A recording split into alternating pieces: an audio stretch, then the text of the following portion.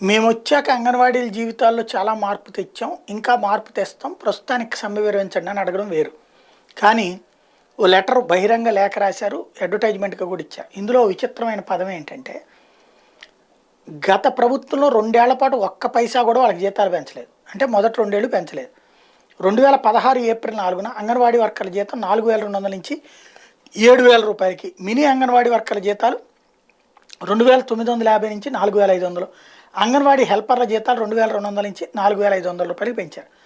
అంగన్వాడీ అక్క చెల్లెమ్మల అష్టకష్టాలు చూసిన తర్వాత జగన్మోహన్ రెడ్డి ప్రతిపక్ష నేతగా 2017లో పాదయాత్ర చేస్తున్న సమయంలో వీరి జీతాలు పెంచుతామంటూ హామీ ఇచ్చారు.